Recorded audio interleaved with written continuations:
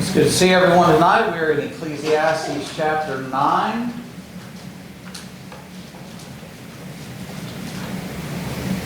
Ecclesiastes chapter 9, we'll pick up in verse 13. Lord willing, we'll press on through chapter 10. And before I forget it, next week we plan on doing chapters 11 and 12. 11 and 12. All right, Ecclesiastes 9. Let's read 13 through 18. 13 to 18. Who will grab that?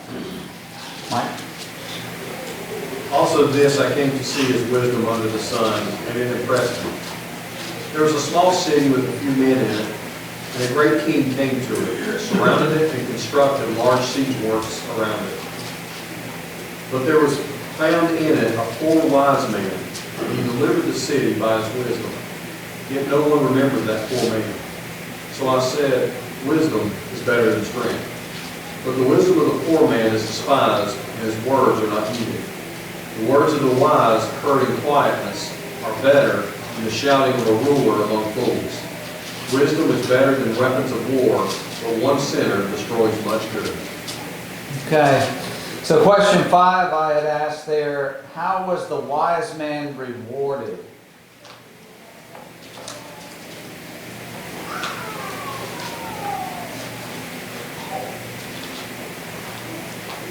Interesting word choice, rewarded. But he was delivered, first of all, from the enemy, but he was rewarded with ingratitude by his countrymen because he was poor. So he got his own personal reward of not dying or not being taken captive, but for nothing as far as what he did for the rest of the people. Right, Nancy?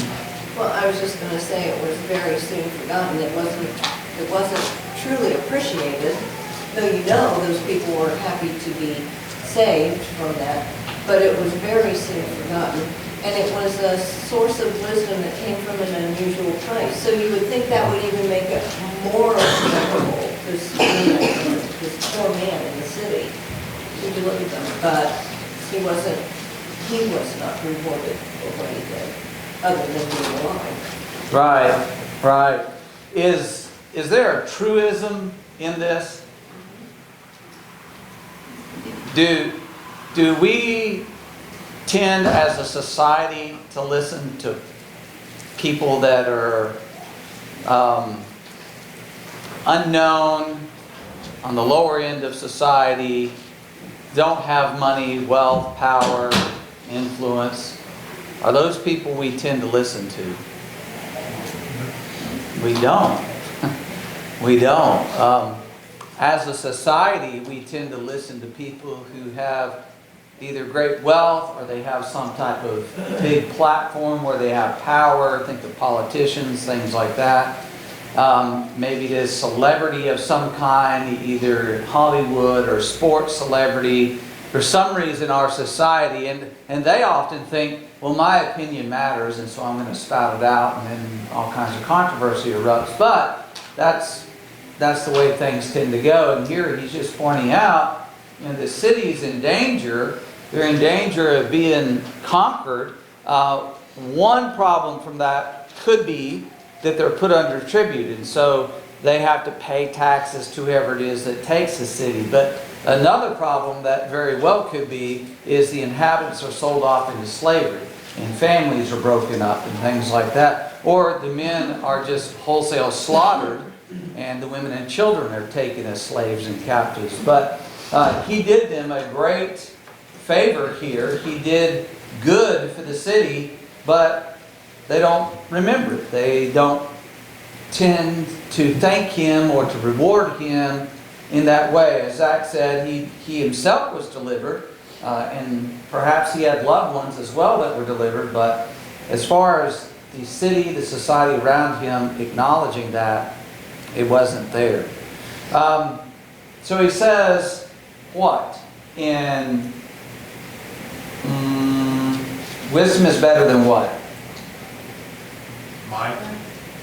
Might. better than strength there. Verse 16. Any others? Better than weapons of war. Better than weapons of war. So I asked you to look at that section in question 6. And in light of the truth of the gospel, is there a lesson or a conclusion we can draw from this?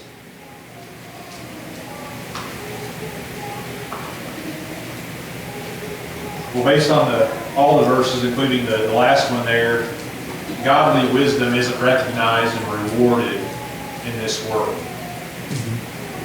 We have something better to look forward to, so we don't need to get caught up and not, we don't need to worry about getting our just, reward here on this earth, because we have something better. But the world, might slander us. They might look down on us. We talked about the verses in 1 Peter 4 where the world looks down on us because we don't participate in their stupidity of drinking. That's godly wisdom versus the great gulf, and then worldly wisdom. Right. Very often they'll look at us as backward, just kind of foolish, kind of weird and odd people. And they would look at us like this city looked at this poor man. Okay. Wait, let me ask you this. When did they appreciate his wisdom? Because there would have to be a small amount of appreciation. When he came up with a solution to save them. Exactly, because they did listen to that, right? That's why they were delivered. So that for that moment, they listened to him. What was their state of mind just prior to that moment or in that moment? Where were they, Mike? I would say probably desperation. If they're not, listening to their leaders, they're listening to poor man, they're probably pretty desperate. Yeah, they are very, very concerned. We're about to lose this battle here. We're about to be starved out, or something's getting ready to happen, and we are desperate for a solution, for deliverance here. So though he saves them, they don't care. Well, why would afterward they not care? Nothing else to offer. They're safe. The danger's past. Are Christians ever like that? I'll tell you this from experience, that there are families and churches, parents in particular, and then it flows to the children. They're lukewarm. They don't listen for years. Then all of a sudden, little Johnny, not this Johnny, little Johnny, he's drinking. He's on drugs. He's got a girl pregnant. Guess what mom and dad want to do? Oh, preacher, elders, help us out, help us out. Well, where have you been for the past 10 years? You're sort of haphazard in your attendance. You're really not very active in the work. You sort of slough off what's being taught. Where were you all that time? Oh, in desperation now, you need help. Well, what kind of help is a preacher or the elders going to be to that teenage boy who's in trouble? That his parents have been lukewarm, maybe even undermining the teaching that's being done all those years. He's not going to listen. He's not going to be affected by it. And then sometimes when people are delivered, you can see this at times. Christians will come forward, they have a crisis in their life. I've known of them, they're getting ready to go to jail, things like that. Oh, I'm so sorry, I'm so sorry. And then guess what? Well, they don't end up going to jail. They're worried that they're going to. They're in some kind of real trouble. And they're good for a little while, and then a month or two later, they're gone. Right? So this is what's happening here. And we need to think about, there are times when people just don't appreciate the gospel. They don't appreciate the wisdom of God's Word. And because we're Christians and we're dedicated, we can help them with wisdom in their life, but they're not listening. They get into desperation. They'll come to us, maybe a family member, maybe a neighbor, and they'll talk to us, and we'll talk to them about the Bible, and you can see the relief, and they go on, and they maybe apply that for a little bit, then it's not long before they forget us. Don't let that bother you. And don't let it bother you. We do what good we can do while we can do it, and we can't do anything more. We're not in it for the recognition. Mike? Yeah, I wonder if some of that desperation God kind of brings into the lives of people in order to get them Yes. back to it. Yes, he does. Yes, he does. But then they forget that. You know, just like earlier in the book, he says, be careful about what you vow. You get in trouble and you make a vow, and then trouble's gone, and, oh, I forgot about that. So, These three verses here, 16, 17, 18, in your question, in light of the truth of the gospel, I was thinking about Jesus, how he was received when he started his Galilean ministry, and he came into the world in poor means. He lived in relatively poor means. You know, he was a son from a place that wasn't affluent in society in any way. Yet he spoke of great wisdom. He did not exert the strength he could have exerted on several occasions. Yet he was rejected by his own, and throughout his ministry, not everyone rejected him, but that's a picture that's painted for us about the type of life he led. Yet he was the strongest there ever was and ever will be. And so I think this is kind of a thought that translates into his gospel, the gospel message about what he did. right. And you just carry that on through the disciples, that they were considered, as Paul said, the apostles, the filth and the offscouring of the world. The world doesn't appreciate, as John said, that godly wisdom. We need to have a good grasp on that, because if we don't, we're going to get disappointed and grow weary and want to give up. But we can't be like that. And we need to be careful that we appreciate wisdom. Not forget about it when the pressure has let up and the danger is gone, but to appreciate it, continue to turn to that wisdom, listen to it and apply it, so we can stay on that right path. All right, let's jump forward now, chapter 10. Chapter 10. Let's read just 1 through 3 here. Who will grab that? Chapter 10, 1 through 3. Go ahead, Hank. Dead flies, the perfume ointment and causes it to give off an odor, causes it to give off a foul odor. So does a little folly to one respected for wisdom and honor. A wise man's heart is at his right hand, but a fool's heart is at his left. Even when a fool walks along the way, he lacks wisdom, and he shows everyone that he is a fool. Okay. So what do dead flies do? Puts off a putrid smell of ointment. Like something dead does. Okay, if you've got this ointment and there's a bunch of flies that have gotten in there, they get stuck and they die, it says it just stinks, right? What else do dead flies mess up? Anybody ever been to a restaurant like I have, and you get a salad and there's a dead gnat right there in the bottom of that bowl? Like, can I bring you another one? No? I don't want another one. I'm done for now. I'm good, thank you.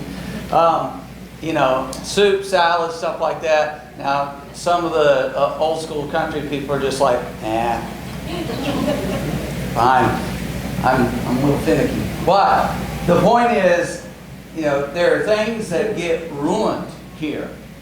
So, question 1 is, how does a moment of folly affect a man's life? Well, as you just mentioned, the dealer of the ointment can do nothing with the corrupted perfume.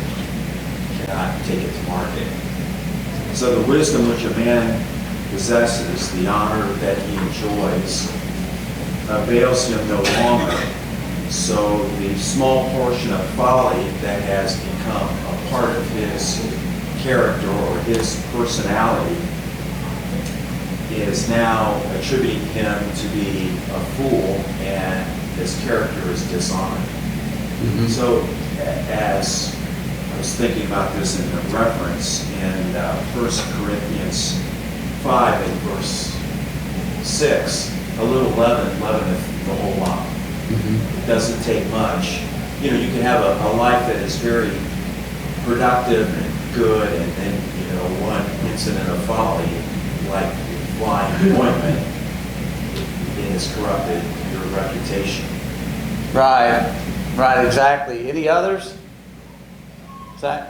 James chapter 3, verse 5, how a small fire can set ablaze a great forest. It doesn't take much to ruin something grand and beautiful that took years to produce and to mature. Yeah.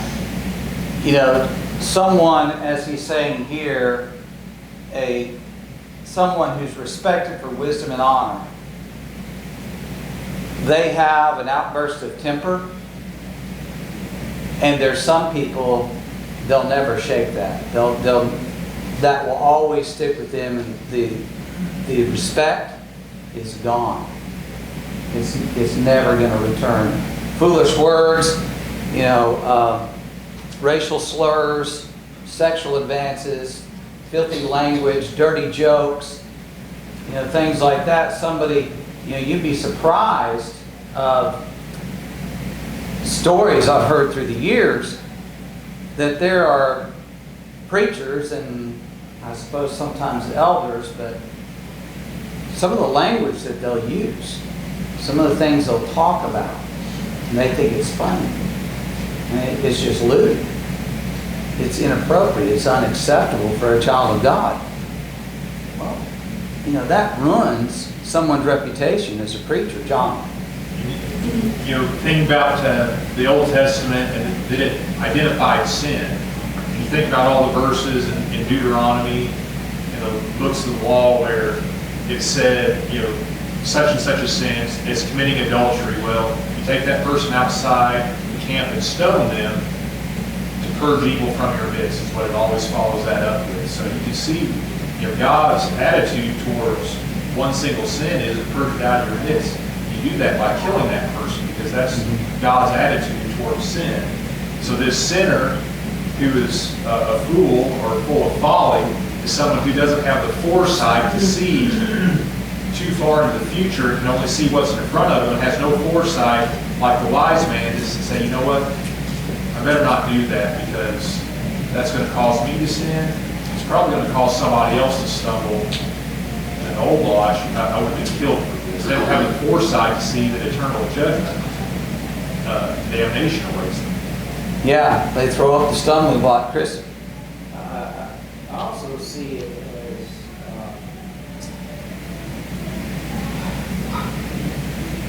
the right and the left basically is when the sheep will be separated to the right and the goat to the left. We'll get there in just a second, but just to wrap this up, a Christian can destroy their influence with a moment of folly. You think about it at work, think about it in your neighborhood, think about if there's some place that you frequent, maybe the grocery store or the gym or something else, that you drop your guard and you do something foolish. Those people you have told that I'm a Christian, I follow the New Testament, all those things, just completely undercut. We have to be very careful to discipline ourselves so we don't fall into that trap, because the devil will make the most of it and turn people against you while they'll never hear the gospel. Mike?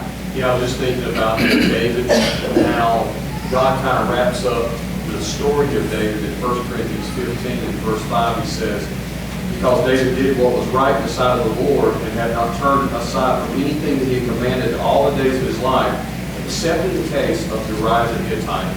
It was like that sin tainted everything that, and that's what we really kind of know David about, is that sin. And it just continued to plague him. Right, exactly right. It had those repercussions that unfolded over time. All right, Chris, left and right, hit it. Well, go back to folly. Folly will separate you from God. And not where you need to be when you die. Then when the day of judgment comes, you will be separated from the good from the bad, to the right and to the left and to the coming. Well, the right is representative of strength, of power, and of righteousness. You know, Jesus said, I will be at the right hand of the throne of God. The left, in this case, would represent weakness, thoughtlessness, unrighteousness. So the guy who's wise is going to stand strong. The one who's a fool is going to be weak. They won't stand. And the foolish man, verse 3, basically lets everyone know it. Right? It comes out. He shows everyone that he is a fool. Sooner or later, that behavior is known. All right, let's read verses 4 through 7. Philip, can you get that for us? If the spirit of the ruler rises against you, do not leave your post, for conciliation pacifies great offenses. There is an evil I have seen under the sun, as the error proceeding from the ruler. Folly is set in great dignity, while the rich sit in a lowly place. I have seen servants on horses, while princes walk on the ground like servants. Okay. So this little section I've got titled myself as Keep Your Wits When Under Unstable or an Unwise Ruler. Verse 4, the spirit of the ruler rises against you. What's another way we might describe that?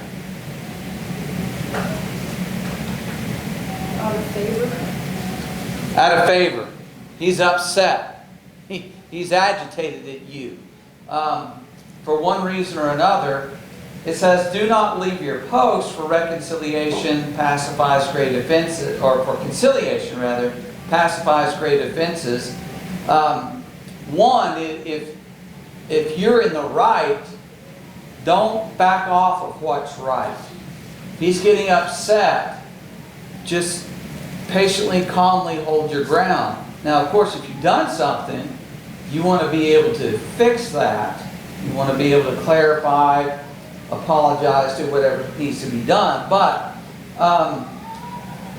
there are times when people have to give someone who has power over them news or information or feedback they do not want to hear.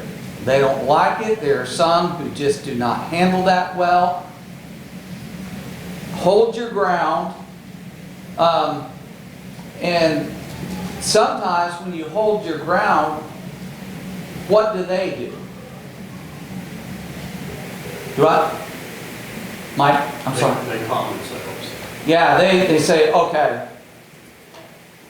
If we react, upset, pushing back, or we just leave, it leaves that unresolved. But if they see that you're confident, that you're not trying to attack them or undermine them or destroy them, but you're trying to do what's right, and you keep it together, it can help to conciliate them, it can help to calm them down. And as Christians, we're going to face that in the world around us, that people, when we talk to them about the gospel, they can become very agitated. When you just say very simple things that expose what they're involved in as error, they can get mad very quickly. And if we just hold our ground, hold our calm, sometimes they'll calm down and they'll listen. In fact, they'll be embarrassed that they got so out of sorts about it. So we need to keep that in mind. Anything else there in verse 4? It has to do with, in verse 17, kind of that, it has kind of that same feel to it, just remain calm. Wisdom only remains calm, and then folly is the one that's always shouting. Right, yes, that is true. Just letting the emotions, the passions control, as opposed to logic taking control. Verses 5 through 7, what's he talking about there? He's seen an evil. What is that evil? There's error, Comes from the ruler, something wrong, but it happens. What is it when folly is given great dignity? Somebody who's obviously not all that wise is given preeminence and, saying that they're wonderful and but then somebody who's obviously has common sense and intelligence is just treated like, nothing. Yes. Yes, they're, basically what it's talking about is sometimes there's a ruler who puts people in positions of power, maybe to run certain parts of the government or things like that, that are absolutely incompetent, self-centered people. They don't know what they're doing. They have no business being there. That's who they've put there. While the guy, as you said, in this case, the rich, this isn't derogatory. This man has been smart with his money. He's accumulated things. He knows how to run a business, if you will. He knows how things work, and he's good at it. Well, he's sitting over there in a lowly place. We don't want him involved here. And so, worthless men sometimes are appointed to run a nation, and the ones who should be running it are pushed out, and they're not running it. So, why would a ruler do that? At the time, it's friends or relatives of his, and he wants a bunch of yes men around him, Okay. Friends be one thing. Today in our society, of course, and this has always been true, political favors. Well, they did something for me, or they're going to do something for me, and so I'm going to do something for them. Anything else? Well, sometimes you get what you ask for. You think you want something, and then when you get it, you find out, well, your leaders aren't really what you thought they would be. But whatever the situation is and whatever the reason is, Solomon is calling this an error. It's not right, and it's evil, and it's not natural, is basically what he's saying. It's not something that's right, because you need to give honor to those who deserve honor, and that's not what's happening here, because you're not able to, because the stupid are in power. Right, exactly right. Again, Solomon, throughout this book, he's a realist, and he makes very pointed observations. This is one of those pointed observations, is, look, I've seen this happen. The wrong people are put in place, and it causes problems, and everybody sees that problem except for the people who created that problem. Mike? And we were just saying, the irony of all this is his son Rehoboam comes along and does this exactly. Right. Exactly it. So, yeah, and Solomon, no doubt, with all the relations that he had with the nations around him, he had seen this again and again and again.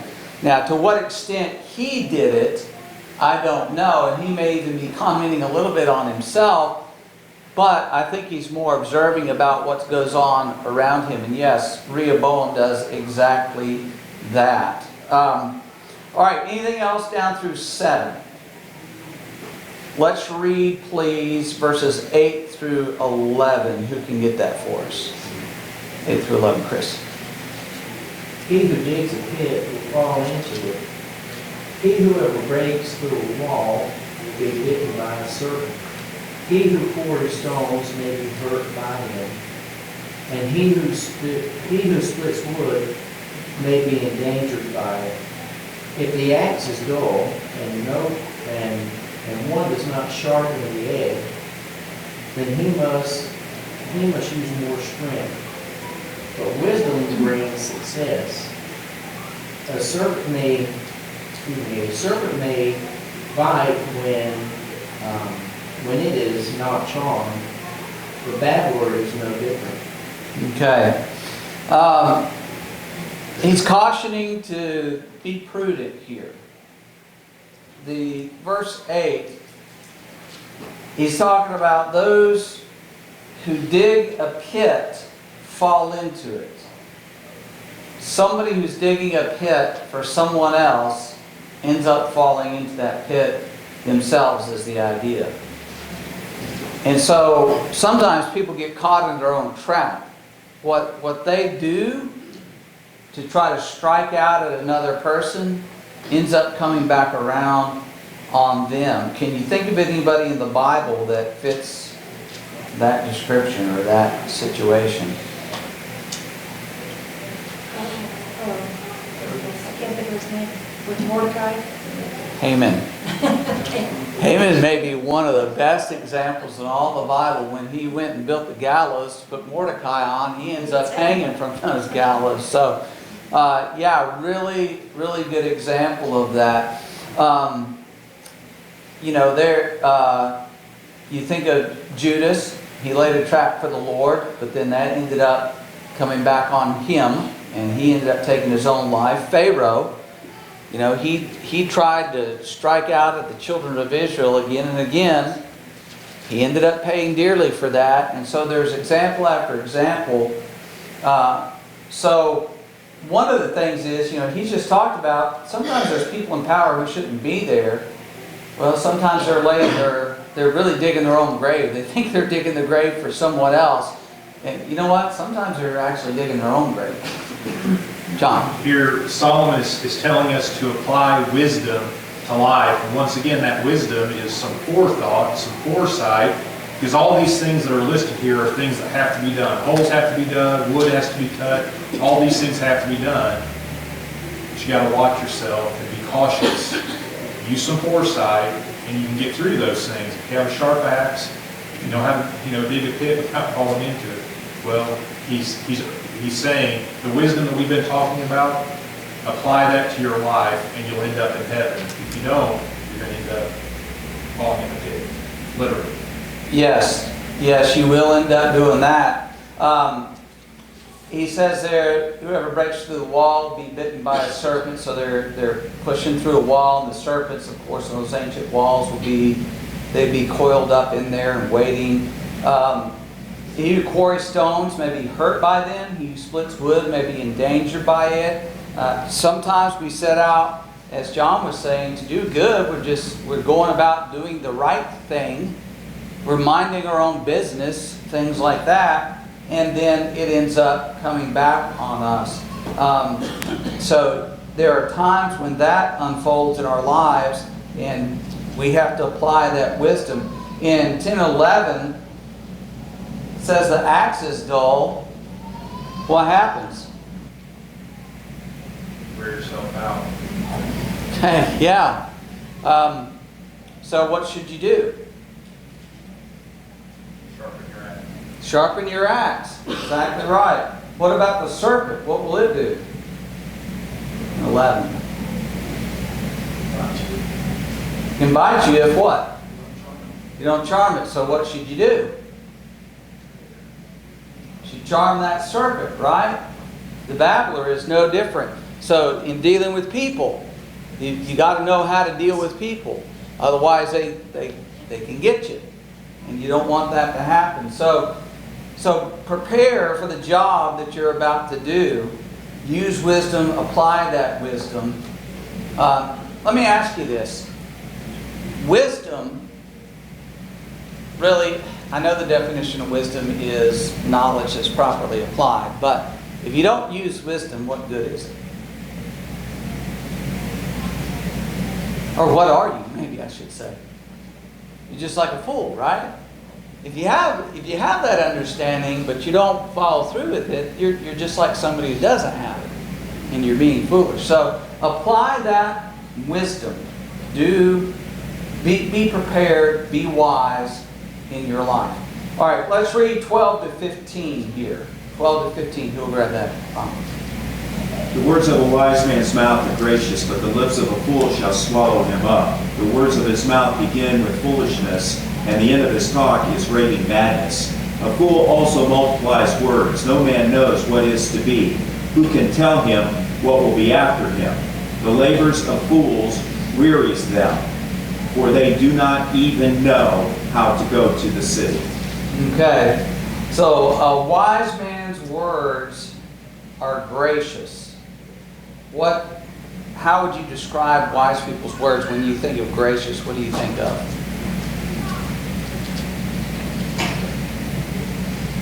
Or what might be opposite? Kind, uplifting.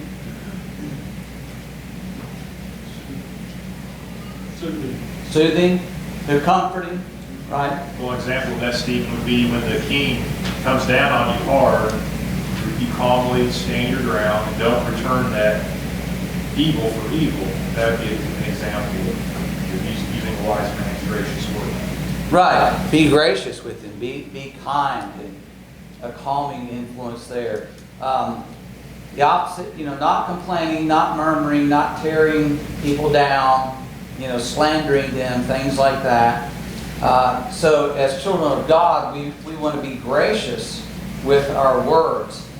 Lips of a fool shall swallow him up. Question number 2 I'd ask, what is the beginning and end of a fool's words and what will be next?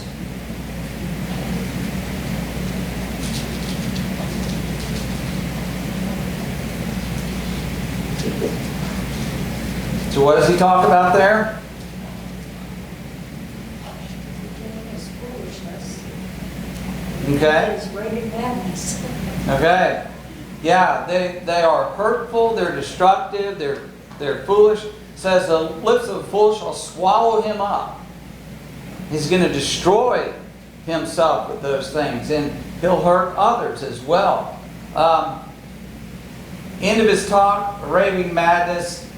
And a fool does what? Verse 14. Just keep talking. Just keeps talking. Have y'all ever seen somebody who's purportedly a great wise person or intelligent in a place of power, and the more they talk, the more you're questioning their intelligence? And wondering how in the world did they ever get to where they are, right?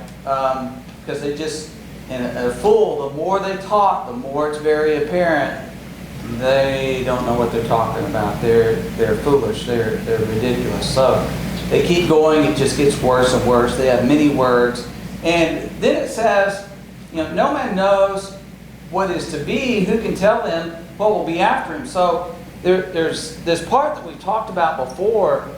We don't know what's going to come. Sometimes, the TV is full of people who would tell you for certain what's going to happen tomorrow, and those same people, the next day, it didn't even happen.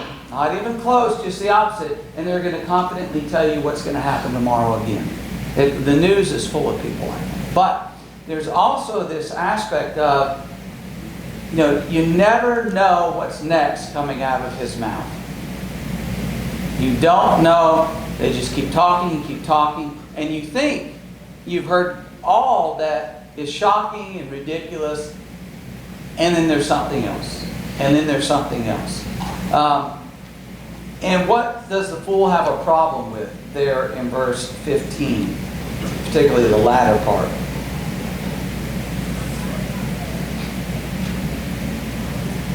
His work ethic is compared to the sloth. The book talks about it. Yeah, the labor of fools wearies them.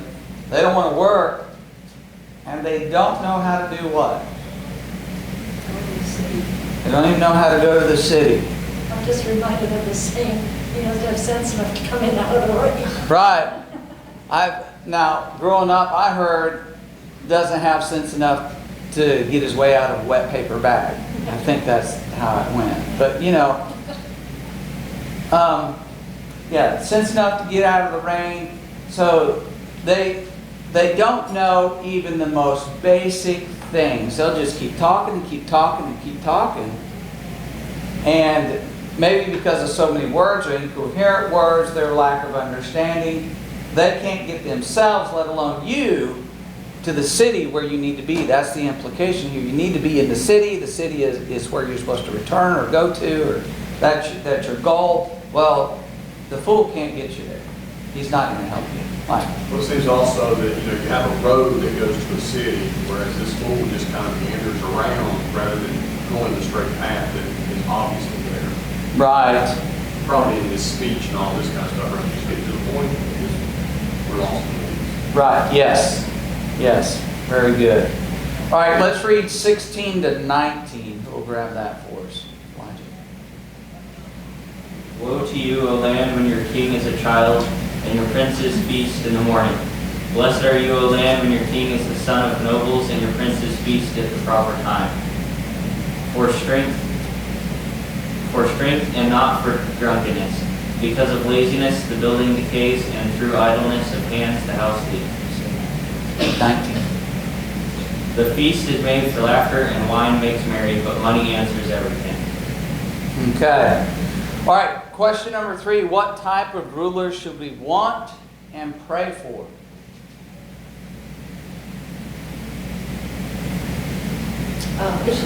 We should want upright rulers who understand the time, the place, and the reason for their actions, and understand what their responsibility toward us is. Okay, well put. Any other thoughts there? The idea of feasting in the morning gives the idea that they don't have self-control and they don't have self-denial. They do what's best for them, but even what they're doing for themselves isn't best for anyone. Why would you feast in the morning? So those who don't really have logic, they don't do what's best for the land, and they certainly don't do it in the appropriate time for these things you just mentioned. Right. And it describes him as being a child. Woe, O land, when your king is a child. And he's not meaning literally a child, like an 8-year-old, which, we do have biblical accounts. I think it was Josiah, wasn't it? He was 8 years old when he became king, but he had guardians, he had advisors, he had basically people who were running the kingdom. Hank? And it says, sons of noble. Blessed are you, O land, when your king is the sons of nobles. Nobles has over time gotten bad name to it. But at that time it was supposed to be honored. It's supposed to be, men of the word, upright. The yes is yes, and no is no, and do the right thing. That was part of nobility. Even in the military, the officer and the gentleman, he was supposed to be an officer and a gentleman. So he was supposed to be righteous as far as that side of it. And that's what a noble, he was supposed to be righteous, a good person, a good name, a good character through the family, generations, and not just, one off. He was supposed to have been bred into it. Yes, that's the way they were raised. There are certain expectations of you. Here are the guiding principles of your life and how you deal with other people, especially people who are in an inferior position to you in life. Right. You look after them. You take care of them. Take care of them. Exactly. So, nations need mature, wise, disciplined leaders. They need knowledge and experience to rule. They need to have that good judgment, as Hank was talking about. They need to have their priorities straight. As Zach mentioned, the princes feast in the morning when they are immature, when they are thinking about themselves. They're going to get up and they're just going to start indulging their fleshly appetites in the morning. Whereas the king is a son of a noble, that's a better thing. So your prince knows to feast at the proper time. For what motivation?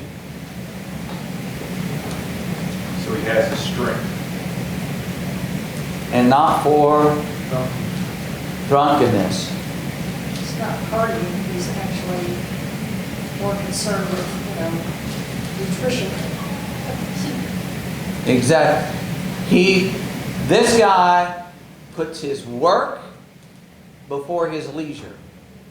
He has his priorities straight. The other guys, they want to play all day, they want to have fun, and avoid work as much as possible, the hard stuff.